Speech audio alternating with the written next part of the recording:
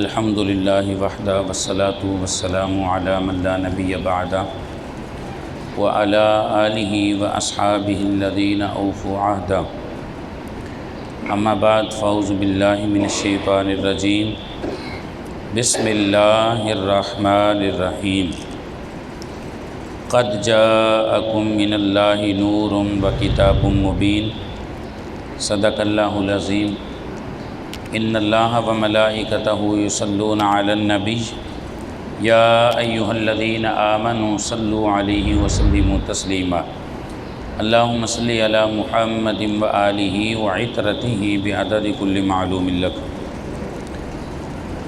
ماہ رمضان مبارک کے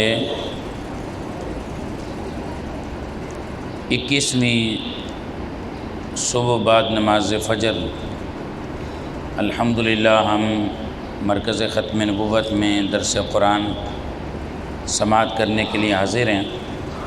اللہ تبارک و تعالیٰ کی بارگاہ میں دعا ہے کہ اللہ تعالیٰ ہم سب کی اس حاضری کو قبول و منظور فرمائے۔ قرآن مجید فرقان حمید پارہ نمبر 6 آیت نمبر 15 سورہ مائدہ کی تلاوت کی ہے۔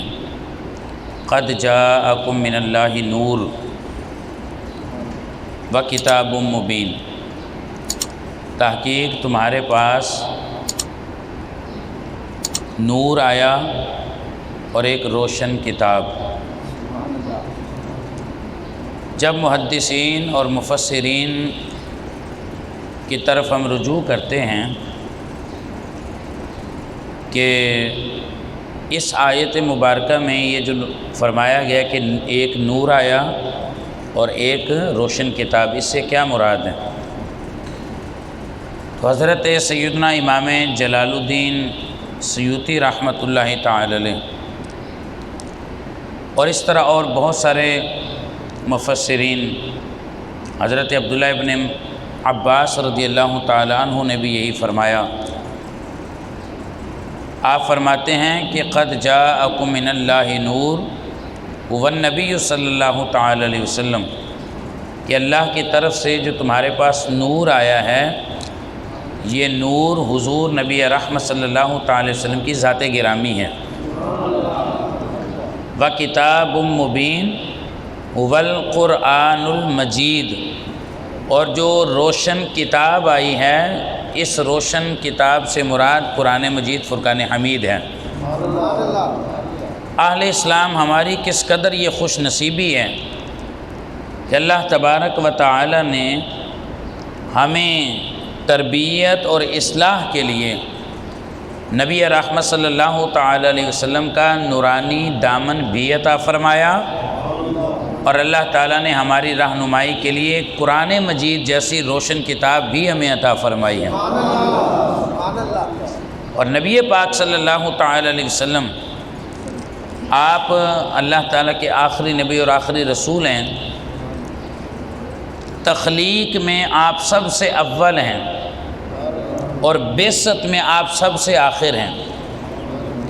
نبی کریم علیہ السلام سے پوچھا گیا، حضرت جابر بن عبداللہ رضی اللہ تعالی عنہ صحابی رسول ہیں، انہوں نے پوچھا کہ یا رسول اللہ صلی اللہ تعالی علیہ وسلم، اللہ تعالیٰ نے سب سے پہلے کس چیز کو پیدا فرمایا؟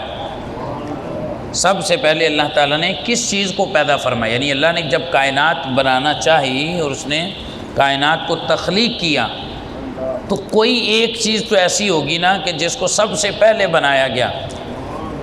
تو نبی پاک صلی اللہ تعالی علیہ وسلم نے ارشاد فرمایا، یا جابر ان اللہ تعالی خلق قبل الاشیاء نور نبی کا من نورہ، اللہ تعالیٰ نے ہر چیز سے پہلے تیرے نبی کے نور کو اپنے نور سے پیدا فرمایا۔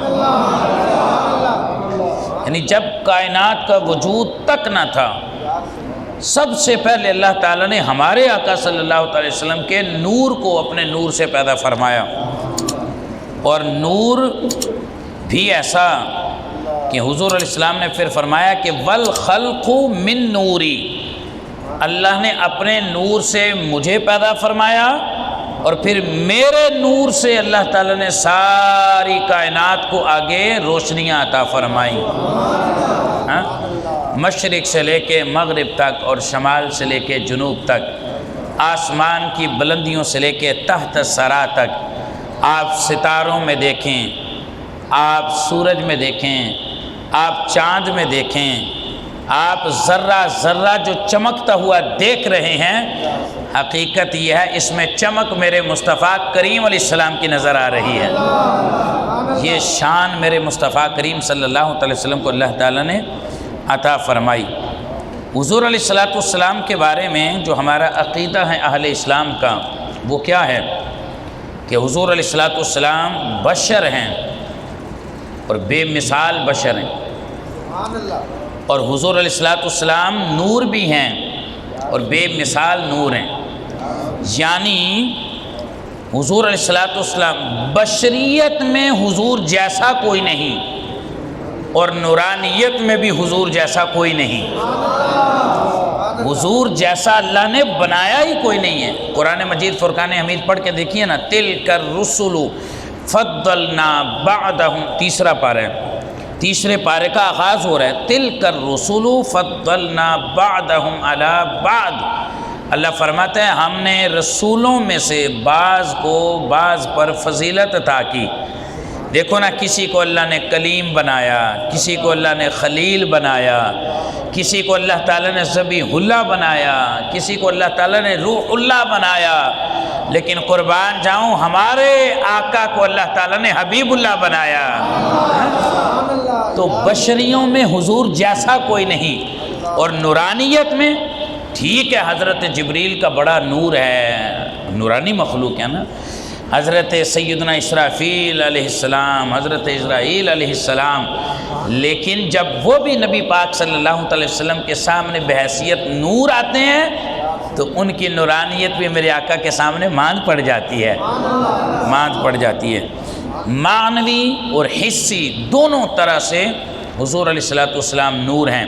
حضور کی جو بشریت کا انکار کرے کفر ہے، جو یہ کہے کہ حضور بشر نہیں ہے وہ کافر ہے۔ بشریت کا انکار نہیں کیا جا سکتا، کیونکہ نبی ہونے کے لیے بشر ہونا ضروری ہے، اور قرآن مجید فرقان حمید میں اللہ تبارک و تعالی نے اس چیز کو بڑا واضح طور پہ جو ہے نا وہ بیان فرمایا ہے کہ نبی جتنے بھی تشریف لائے، وما ارسلنا من قبلک الا رجالا نوحی، کہ ہم نے جتنے بھی رسول بھیجے سارے کے سارے مرد بھیجے اور ان کی طرف ہماری وحی آتی رہی۔ عورت رسول نہیں ہو سکتی، عورت نبی نہیں ہو سکتی۔ نبوت اور رسالت کا تاج عطا کرنے کے لیے اللہ تعالیٰ نے مرد کو چنا ہے، اللہ تعالیٰ نے مرد کو اور بشر کو چنا ہے۔ تو اس لیے یہ بشریت کا لباس نبی پاک صلی اللہ علیہ وسلم اور حضور علیہ السلام کا نور ہے کیسا، سبحان اللہ۔ حضرت عائشہ صدیقہ عفیفہ رضی اللہ تعالیٰ عنہ فرماتی ہیں، ایک مرتبہ میں رات کے اندھیرے میں اپنا کوئی کپڑا سلائی کر رہی تھی، کپڑا سلائی کر رہی تھی، تو کام کرتے کرتے میرے ہاتھ سے میرا ہاتھ تھڑکا، ہل گیا، تو وہ سوئی زمین پہ چلی گئی۔ اب اتنی لائٹیں تھوڑی تھیں جتنی آپ دیکھو نا ہماری مسجد میں جا رہی ہیں، لاہور بھی روشنیوں کا شہر، کراچی بھی روشنیوں کا شہر، تو کبھی تو سائنس کے اعتبار سے اس وقت اتنی لائٹنگ تو نہیں تھی نا۔ حضرت اماں عائشہ صدیقہ کہتی ہیں میں نے کافی تلاش کی تو مجھے سوئی نہیں ملی۔ اتنی دیر میں حضور نبی رحمت صلی اللہ علیہ وسلم کمرہ شریف میں داخل ہو جاتے ہیں۔ حضور علیہ السلام کی کمرے میں آمد ہوئی تو کہتے ہیں حضرت عائشہ صدیقہ عفیفہ رضی اللہ تعالیٰ عنہا فرماتی ہیں، جیسے ہی حضور کمرے میں داخل ہوئے فَتَبَيَّنَتِ الْعِبْرَةُ مِنْ شُعَاعِ نُورِ وَجْهِهِ، حضور کے چہرہ انور سے ایسا نور نکلا، ایسا نور نکلا کہ وہ جس کمرے میں بیٹھی تھی نا وہ کمرہ روشنی سے بھر گیا، اور وہ سوئی جو پہلے مجھے نہیں مل رہی تھی نا حضور کے چہرہ انور سے نکلنے والے نور کی وجہ سے وہ سوئی مجھے دکھائی دینا شروع ہو جاتی ہے۔ ہائے ہائے، کیا اعلیٰ حضرت امام احمد رضا رحمۃ اللہ علیہ نے قلم اٹھایا نا، وہ فرماتے ہیں صبح طیبہ میں ہوئی، بٹتا ہے باڑا نور کا، صدقہ لینے نور کا، آیا ہے تارا نور کا۔ نور کے متعلق ایک روایت اور سماعت کیجئے۔ حضرت عبداللہ ابن عباس رضی اللہ تعالیٰ عنہ حضور کے صحابی بھی ہیں اور نبی صلی اللہ علیہ وسلم کے چچا کے بیٹے بھی ہیں۔ آپ فرماتے ہیں کہ جب نبی پاک صلی اللہ علیہ وسلم مسکراتے، مسکرانا حضور کی سنت ہے، اس لیے میں آپ لوگوں کو اکثر کہتا ہوں تو مسکراتے رہا کرو جی۔ مسکرانا سنت مبارکہ ہے، ہاں اور یہ بھی ہے کہ حضور علیہ الصلوۃ والسلام نے فرمایا تبسمک لأخیک لک صدقۃ، اپنے بھائی کو دیکھ کر تیرا مسکرا دینا بھی تیرے لیے صدقہ ہے، تجھے صدقہ کا ثواب ملتا ہے۔ اب بعض ایسے، میں ان کو کیا کہوں، بعض ایسے لوگ ہوتے ہیں جن کے چہرے ہر وقت ہی عجیب حیثیت اور عجیب شکل بنائے رکھتے ہیں۔ ان کے سامنے کوئی ان کا پیارا آ جائے، کوئی ان کا دوست آ جائے، کوئی ان کے بہن بھائیوں میں سے آ جائے، ان کا چہرہ بس یوں کا یوں ہی رہے گا۔ حالانکہ حضور نے کیا فرمایا کہ تبسمک لأخیک، کوئی تیرا دوست، تیرا بھائی تیرے سامنے آیا نا، تم مسکرا کے اسے ملے، ہائے ہائے تمہارے چہرے پہ مسکراہٹ آ گئی، اس کو دیکھ کر فرمایا یہ بھی تیرے لیے صدقہ کا ثواب ہے، صدقہ کا ثواب ہے۔ تو حضرت عبداللہ ابن عباس کہتے ہیں جب حضور علیہ الصلوۃ والسلام مسکرایا کرتے تھے نا، تو حضور کے یہ لب مبارک کھلتے، حضور کے سامنے والے دو دانتوں سے ایسا نور نکلتا تھا کہ ہمیں یوں لگتا ہے جیسے ساری کائنات ہی روشن ہو گئی ہے، ساری کائنات ہی روشن ہو گئی ہے۔ اللہ تبارک و تعالی یہ ساری باتیں اس لیے بیان کی جاتی ہیں کہ حضور کی شخصیت کو اس انداز سے بیان کیا جائے کہ ہمیں فخر ہے اور ہمیں مزید فخر ہو کہ ہم اس ذات کا کلمہ پڑھتے ہیں کہ فرش اور عرش میں جس کا ثانی کوئی نہیں پایا جاتا۔